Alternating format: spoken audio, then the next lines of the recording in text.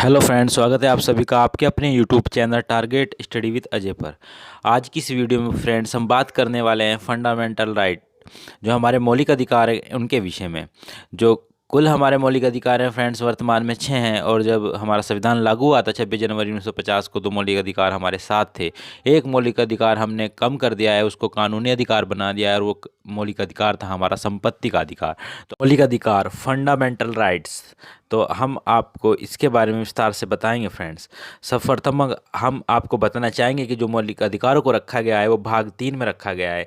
इसीलिए भारतीय संविधान का मैग्ना कार्टा भाग 3 को ही कहा जाता है। क्वेश्चन काफ़ी बार पूछा जाता है कि भारतीय संविधान का मैग्ना कार्टा किसे कहा जाता है, तो भाग 3 को भारतीय संविधान का मैग्ना कार्टा कहा जाता है, क्योंकि बहुत ही महत्वपूर्ण जो अनुच्छेद हैं भाग 3 में रखे गए हैं।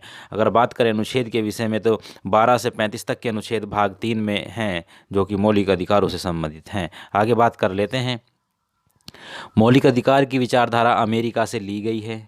हाँ जी, अगर क्वेश्चन ये पूछा जाए कि मौलिक अधिकार हमने किस देश से ग्रहण किए हैं अपने संविधान में, तो मौलिक अधिकारों की जो विचारधारा है वो हमने अमेरिका से ली है, अमेरिका के संविधान से ली है। आपको पता भी होगा कि विश्व का सबसे पुराना जो संविधान है या सबसे पुराना लोकतंत्र है वो किस देश का है, तो वो अमेरिका का ही है।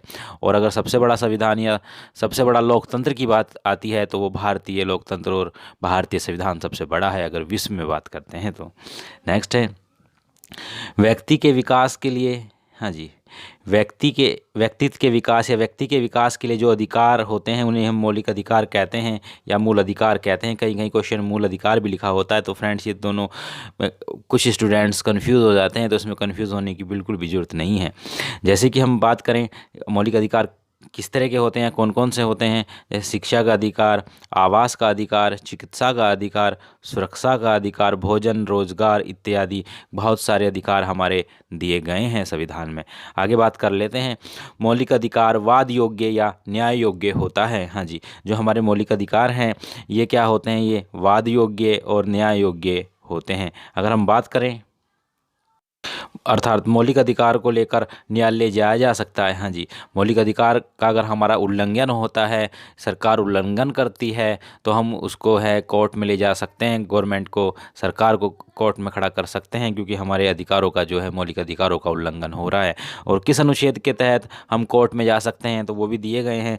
मौलिक अधिकारों का उल्लंघन होने पर अनुच्छेद 32 जो बहुत खास है, और बाबा साहब बी आर अम्बेडकर ने अनुच्छेद 32 को संविधान की आत्मा कहा है। अगर हम बात करें इसमें सर्वोच्च न्यायालय की बात करते हैं, तो सर्वोच्च न्यायालय में जाएंगे तो अनुच्छेद 32 के तहत रीट याचिका दायर करेंगे, जिससे हमारे अधिकारों का है जो है रक्षा हो सके, उनको लागू किया जा सके सही से। और अगर हम हाई कोर्ट की बात करें, जितने हमारे 25 हाई कोर्ट हैं, जो वर्तमान में 25 हाई कोर्ट हैं, तो उन 25 के 25 हाई कोर्ट में जाएंगे तो अनुच्छेद 226 के तहत हम याचिका या रिट दायर कर सकते हैं। फ्रेंड्स आगे बात कर लेते हैं। ये बताया भी गया है मौलिक अधिकारों का जो संरक्षक होता है, जो रक्षक होता है, वो सर्वोच्च न्यायालय होता है। सुप्रीम कोर्ट को मौलिक अधिकारों का रक्षक बताया गया है या कहा गया है। ठीक है फ्रेंड्स, आगे है 26 जनवरी 1950 के समय 7 मौलिक अधिकार थे, और वर्तमान की बात करें तो वर्तमान में 6 मौलिक अधिकार या मूल अधिकार हैं। अगर हम बात करें इनके जो अनुच्छेद है कहाँ से कहाँ इनको हम वर्णित करते हैं, तो समानता कह दें या समता का अधिकार कह लें, तो अनुच्छेद 14 से अनुच्छेद 18 का वर्णन किया गया है। स्वतंत्रता का अधिकार की बात करें तो अनुच्छेद 19 से अनुच्छेद 22 में ये वर्णित है। शोषण के विरुद्ध अधिकार की बात करें तो ये अनुच्छेद 23 और 24 में वर्णित है। धार्मिक स्वतंत्रता का अधिकार के विषय में बात करें तो ये अनुच्छेद 25 से 28 के बीच में वर्णित है। शिक्षा और संस्कृति को जो रखा गया है अनुच्छेद 29 और 30 में रखा गया है। और अगर हम बात करें फाइनली संवैधानिक उपचारों का अधिकार, ये अनुच्छेद 32 में वर्णित है। ये बताया भी गया है कि जो संपत्ति का अधिकार था 26 जनवरी 1950 के समय मौलिक अधिकार था, जिसका उल्लेख अनुच्छेद 19 च तथा अनुच्छेद 31 में वर्णित है। कभी कभी क्वेश्चन पूछ लेते हैं कि कौन से अनुच्छेद को शून्य कर दिया गया है, तो अनुच्छेद 31 को शून्य कर दिया गया है। अब अनुच्छेद 31 को हटाकर ये अनुच्छेद 300 में पहुंच गया है। कहाँ पहुंच गया है फ्रेंड्स? अनुच्छेद 300। लेकिन अगर हम बात करें कि इसका जो संशोधन है वो कब किया गया था, कब हमने अपने जो संपत्ति का अधिकार था, मौलिक अधिकार, उसको हमने कानूनी अधिकार बनाया गया था, तो वो संशोधन किया गया था, 44वां संशोधन था। और साल भी पूछ लेते हैं, वर्ष भी खास है, है वो 1978 में 44वां संविधान संशोधन किया गया था, जिसमें हमारा संपत्ति का अधिकार, जो हमारा मूल या मौलिक अधिकार था, उसको विधिक या कानूनी अधिकार बना दिया गया था। ये भी बहुत इम्पोर्टेंट है एग्ज़ाम के दृष्टिकोण से फ्रेंड्स।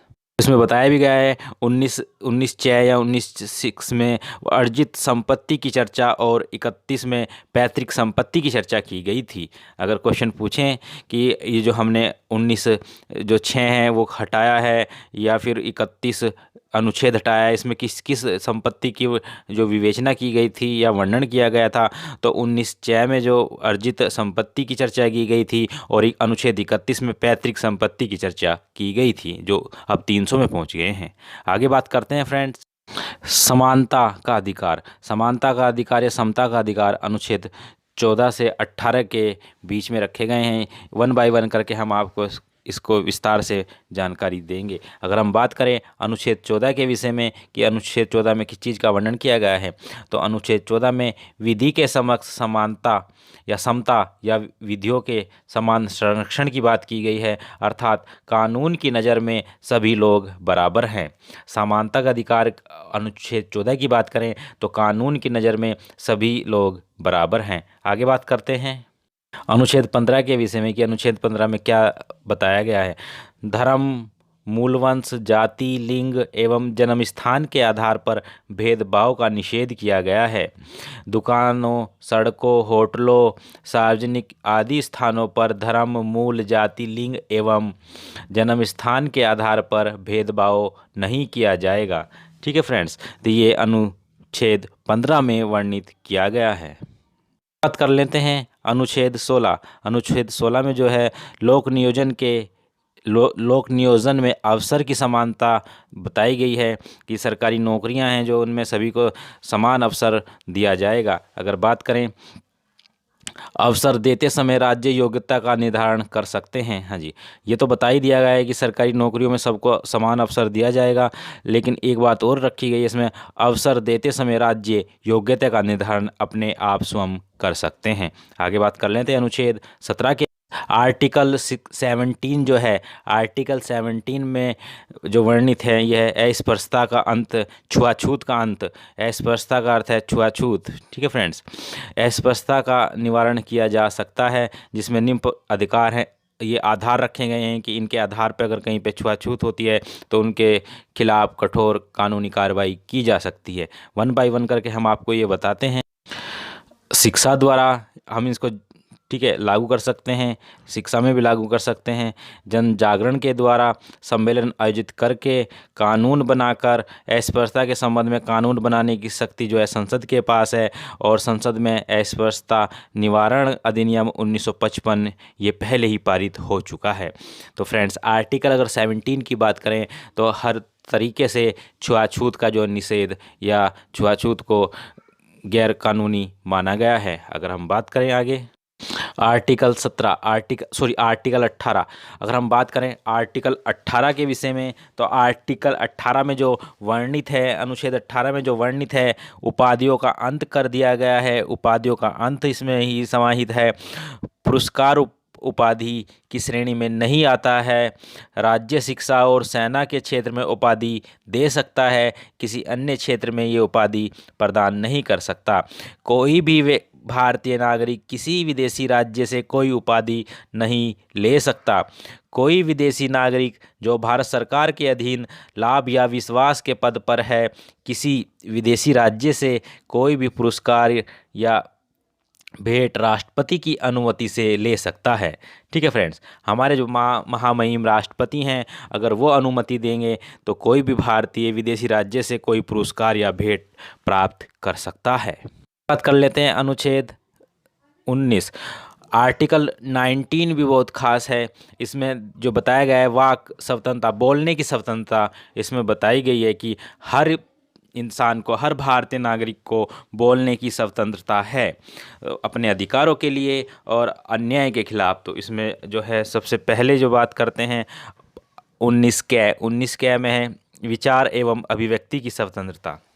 हाँ फ्रेंड्स, 19 कै में जो वर्णित है विचार एवं अभिव्यक्ति की स्वतंत्रता, और 19 कै में ही है जैसे कि प्रेस और समाचार पत्र की इस स्वतंत्रता भी इसी के अंदर आती है। 19 के अंदर बोलने की स्वतंत्रता, विचार देने की स्वतंत्रता, भाषण देने की स्वतंत्रता, ध्वज जो राष्ट्रीय ध्वज उसे फहराने की स्वतंत्रता और जानने की स्वतंत्रता। ठीक है फ्रेंड्स, तो इसमें जो वर्णित हैं कुल, अगर अब बात करें तो इसमें जो कुल वर्णन किया, 7 स्वतंत्रताओं का वर्णन किया गया है। एक बार हम फिर से रिपीट कर देते हैं। विचार एवं अभिव्यक्ति की स्वतंत्रता, प्रेस एवं समाचार पत्र की स्वतंत्रता, बोलने की स्वतंत्रता, विचार देने की स्वतंत्रता, भाषण देने की स्वतंत्रता, ध्वज फहराने की स्वतंत्रता और जानने की स्वतंत्रता अनुच्छेद 19 कै में रखी गई है। अगर बात करें 19 ख की बात, शांतिपूर्वक सभा या सम्मेलन करने की स्वतंत्रता, 19 गै या 19 गै में संघ बनाने की स्वतंत्रता, 19 घै में भारत में भ्रमण करने की स्वतंत्रता, 19 डै में कहीं पे बसने की या रहने की स्वतंत्रता, 19 चै कोई भी रोजगार करने की स्वतंत्रता। ये सभी की सभी स्वतंत्रता जो फ्रेंड्स रखी गई है, ये 19 जो हमारा आर्टिकल है उसके अंदर, अनुच्छेद के अंदर रखी गई। अनुच्छेद 20 के विषय में बात की जाए कि अनुच्छेद 20 में किस चीज़ का वर्णन किया गया है या कौन से हमारा मौलिक अधिकार है, तो अनुच्छेद 20 में ये कहा गया है कि अपराधी के संबंध में दोष सिद्धि के लिए संरक्षण। जब तक दोष सिद्ध ना हो जाए तब तक हम सामने वाले को अपराधी घोषित नहीं कर सकते। आगे अगर हम बात करें, किसी भी व्यक्ति को तब तक दंडित नहीं किया जा सकता जब तक वह किसी कानून का उल्लंघन ना करे।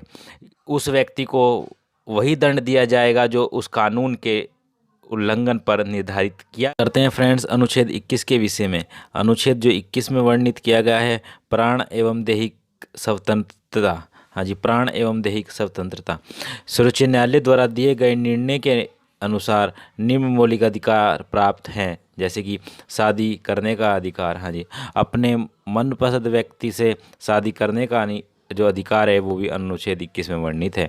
निजता या गोपनीयता का अधिकार, हमारी जो निजी जानकारियां हैं जैसे सोशल मीडिया संबंधित होगी तो निजता का अधिकार जो है अनुच्छेद 21 में ही वर्णित है।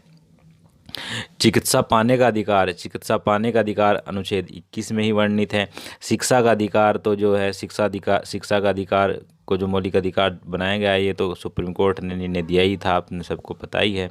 आगे बात करें, प्रदूषण मुक्त जल पीने का अधिकार, प्रदूषण मुक्त जो जल है वो पीने का अधिकार भी हमारा जो है जो वर्णित किया गया है वो अनुच्छेद 21 में ही वर्णित किया गया है।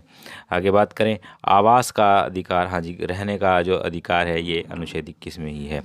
विदेशी यात्रा करने का अधिकार, फुटपाथ पर जो व्यापार करने का अधिकार भी अनुच्छेद 21 में ही वर्णित किया गया है।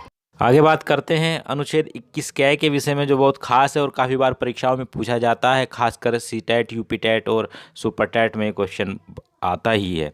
अनुच्छेद 21 कै को बताएं तो 6 से 14 साल के जो 6 से 14 साल के या वर्ष के जो बच्चे हैं उनके लिए शिक्षा निःशुल्क और अनिवार्य कर दी गई है, और जिसमें जो संशोधन किया गया था 86वां संशोधन किया गया था, भारत सरकार का यह निर्णय था। आगे बात कर लेते हैं अनुच्छेद 22 के विषय में। कुछ दशाओं में गिरफ्तारी एवं निवारक कानून से संरक्षण है। किसी भी व्यक्ति को तब तक गिरफ्तार नहीं किया जा सकता, हाँ जी, किसी भी व्यक्ति को तब तक गिरफ्तार नहीं किया जा सकता जब तक वे कानून का उल्लंघन ना करे। आते हैं फ्रेंड्स, शोषण के विरुद्ध अधिकार। जो शोषण के विरुद्ध अधिकार है उसमें 2 अनुच्छेद में इसका वर्णन किया गया है, अनुच्छेद 24 और अनुच्छेद जो है 23। तो हाँ जी, अनुच्छेद 23 और अनुच्छेद 24 में जो है हमारे लिए एक अधिकार बनाया गया है जिसे शोषण के विरुद्ध अधिकार कहते हैं। तो 23 और 24 को हम आपको बताते हैं अभी। अगर बात करें अनुच्छेद 23 के अनुसार, 23 में क्या दिया गया है, तो मानव बेगार या बाल श्रम से निषेध। और इसमें एक बात और भी कही गई है कि मानव अंगों को खरीदा और बेचा नहीं जा सकता। ठीक है फ्रेंड्स, और अनुच्छेद 23 में ये भी बताया गया है कि जो स्त्री, पुरुष या जो बच्चे हैं उनकी जो है वस्तु के समान खरीद या फरोख्त नहीं की जा सकती, मतलब उन्हें बेचा नहीं जा सकता, उनको खरीदा नहीं जा सकता। एक या कह सकते हैं इनडायरेक्टली अनुच्छेद 23 में जो वर्णन किया गया है दास प्रथा, हाँ जी, देवदासी या दास प्रथा का भी निषेध किया गया है इनडायरेक्टली अगर क्वेश्चन पूछा जाए। और अनुच्छेद 24 के विषय में बात करें कि अनुच्छेद 24 में किस चीज़ का वर्णन किया गया है, तो अनुच्छेद जो 24 में वर्णन किया गया है हमारे जो अधिकार है, मौलिक अधिकार, इसमें 14 साल से कम आयु के जो बालक हैं उनको जोखिम भरे उद्योग धंधों से दूर रखा जाएगा। इस पर प्रतिबंध लगा दिया गया है कि 24 अनुच्छेद 24 में कहा गया है कि 14 साल, हाँ याद भी कैसे रखेंगे, 6 से 14 और 6 से 24, 14 साल से कम आयु के बालकों को जोखिम भरे उद्योग धंधों से दूर रखा जाएगा और उनकी जो शिक्षा है, शिक्षा पर उनका फोकस किया जाएगा। आगे बात करें अनुच्छेद 25, 26, 27 और 28, ये 4 अनुच्छेद हैं। तो ये जो संबंधित हैं, ये धर्म की स्वतंत्रता से संबंधित है। हाँ फ्रेंड्स, किससे संबंधित है? धर्म की स्वतंत्रता से संबंधित है। तो हम आपको अनुच्छेद 25, 26, 27 और 28 के बारे में विस्तार से वर्णित कराएंगे। जैसे कि इसमें भी हम आपको बताना चाहेंगे, अनुच्छेद 25 में अपने धर्म को मानने, पालन करने एवं प्रचार प्रसार करने का अधिकार होगा। अनुच्छेद 26 में कहा गया है कि संगठित इकाई के रूप में धार्मिक तथा परोपकारी कार्य करने वाले संस्थाओं को स्थापित करने का अधिकार होगा। अनुच्छेद 27 की बात करें तो धर्म प्रचार एवं धार्मिक संप्रदाय की देखरेख के लिए कर टैक्स देने के लिए मजबूर नहीं किया जाएगा। और अनुच्छेद 28 की बात की जाए तो इसमें कहा गया है कि किसी भी सरकारी शिक्षण संस्थान में कोई भी धार्मिक शिक्षा नहीं दी जाएगी। तो अब हम के जो अनुच्छेद 26 और 27 से 28 के हैं, इसके बारे में आपको विस्तार से बताते हैं। तो अनुच्छेद 25 में बताएं कि अनुच्छेद 25 में कहा क्या गया है, किसी भी धर्म को मानने तथा प्रचार करने की स्वतंत्रता होगी। इस अनुच्छेद के अनुसार सिखों को कृपाण रखने और उन्हें अपने साथ लेकर चलने का अधिकार होगा। हाँ जी, जो सिख हैं वो अपने साथ जो कृपाण धारण करने और उन्हें अपने साथ कृपाण लेकर चलने का अधिकार होगा, मूल अधिकार होगा। अनुच्छेद 26 की बात करें, धार्मिक कार्यों के प्रबंधन की स्वतंत्रता होगी। कोई भी धार्मिक रूप से संगठित हो सकता है और संपत्ति खरीद सकता है तथा खरीदी गई संपत्ति की देख रेख भी कर सकता है। आगे बात करें अनुच्छेद 27 के विषय में, किसी विशेष धर्म के विकास के लिए करो जो टैक्स हैं उसमें छूट प्रदान की जाएगी। आगे बात करें फ्रेंड्स अनुच्छेद 28 के विषय में, कुछ शिक्षण संस्थाओं में धार्मिक शिक्षा देने तथा धार्मिक उपासना में उपस्थित होने की स्वतंत्रता प्रदान की गई है। आगे अगर बात करें, सरकारी शिक्षण संस्थाओं में कोई भी धार्मिक शिक्षा प्रदान नहीं की जाएगी। आगे हैं अर्ध सरकारी शिक्षण संस्थाओं में बच्चों से पूछकर, यदि छोटे बच्चे हैं तो माता पिता से पूछकर वहाँ पर शिक्षा ग्रहण कराई जाएगी। आगे बात कर लेते हैं, लेकिन न्याय ट्रस्ट के विद्यालयों में धार्मिक शिक्षा दी जाएगी। तो अगर धार्मिक शिक्षा के विषय में बात करें तो अर्ध सरकारी जो शिक्षण संस्थाएं हैं उसमें छोटे बच्चे हैं तो उनके जो माता पिता हैं उनसे पूछकर वहाँ पर उनको धार्मिक शिक्षा दी जा सकती है। लेकिन अगर न्याय या ट्रस्ट के विद्यालय हैं, धार्मिक संस्थान हैं, तो उसमें धार्मिक शिक्षा दी जा सकती है। लेकिन सरकारी शिक्षण संस्थाओं में कोई भी धार्मिक शिक्षा नहीं दी जाएगी और किसी भी बालक को इसके लिए बाध्य नहीं किया जाएगा। आगे बात कर लेते हैं अनुच्छेद 29 के विषय में कि अनुच्छेद 29 क्या है। भारत के किसी भी राज्य के नागरिक को अपनी विशेष भाषा, लिपि या संस्कृति को बनाए रखने का अधिकार इसमें प्रदान किया गया है। अनुच्छेद 30 की बात करें तो इसके अंतर्गत भाषा तथा धार्मिक अल्पसंख्यकों को शिक्षा संस्थाओं की स्थापना तथा उनके प्रशासन को चलाने का अधिकार अनुच्छेद 30 में प्रदान किया गया है। अनुच्छेद 29 के विषय में बात करें, जो मौलिक अधिकार दिया गया है अनुच्छेद 29 में, हाँ जी, संविधान में अल्पसंख्यक की जो परिभाषा धर्म और भाषा के आधार पर दी गई है, अल्पसंख्यक वर्गों के हितों का संरक्षण किया गया है। बात करते हैं, जो धर्म और भाषा के आधार पर अल्पसंख्यक हैं वे लोग अपनी भाषा, लिपि और संस्कृति को नष्ट होने से बचा सकते हैं। वर्तमान समय में 6 समुदाय को अल्पसंख्यक समुदाय का दर्जा प्राप्त है, जिसमें मुस्लिम, बौद्ध, जैन, सिख, ईसाई और पारसी शामिल है। तो अनुच्छेद 29 जो है अल्पसंख्यक वर्गों के हितों का संरक्षण करता है। आगे बात करें अनुच्छेद 30 में जो मौलिक अधिकार है वो क्या है। अल्पसंख्यक वर्गों को अपनी पसंद की शिक्षण संस्थाओं की स्थापना करना तथा प्रशासन करने का अधिकार होगा। धर्म और भाषा के आधार पर अल्पसंख्यक समुदाय स्कूल खोल सकते हैं और उसकी देखरेख भी कर सकते हैं। आगे बात कर लेते हैं फ्रेंड्स, अनुच्छेद 30 तक हमारे कंप्लीट हो चुके हैं। जो अनुच्छेद 31 था वो संपत्ति का अधिकार बना के उसको कानूनी अधिकार बना दिया और उसको हटा दिया गया है। तो अब बात कर लेते हैं अनुच्छेद 32 से और 35 के बीच में। भारतीय संविधान ने नागरिकों को केवल मौलिक अधिकार प्रदान ही नहीं किए हैं वरन उनके संरक्षण की भी पूर्ण व्यवस्था की है। अनुच्छेद 32 से 35 के अंतर्गत प्रत्येक नागरिक को यह अधिकार दिया गया है कि वह अपने मौलिक अधिकारों की रक्षा के लिए उच्च न्यायालय तथा उच्चतम न्यायालय की शरण ले सकता है। यदि मुझसे यह पूछे कि संविधान का वह कौन सा अनुच्छेद है जिसके बिना संविधान शून्यप्राय हो जाएगा, तो मैं अनुच्छेद 32 की ओर संकेत करूँगा। ठीक है फ्रेंड्स, बाबा साहब ने ये कहा है कि यदि मुझसे पूछा जाए कि संविधान का वह कौन सा अनुच्छेद है जिसके बिना संविधान शून्य हो जाएगा, तो मैं अनुच्छेद 32 को कहूँगा कि अनुच्छेद 32 के बिना संविधान शून्य हो जाएगा। बाबा साहब ने और भी कुछ कहा है। बाबा साहब ने अनुच्छेद 32 को संविधान की आत्मा कहा है। हाँ जी, संविधान की आत्मा जो हृदय और आत्मा जो कहा है वो अनुच्छेद 32 को ही कहा है। हाँ जी, तो ये कहा भी गया है कि संविधान की हृदय और आत्मा अनुच्छेद 32 है।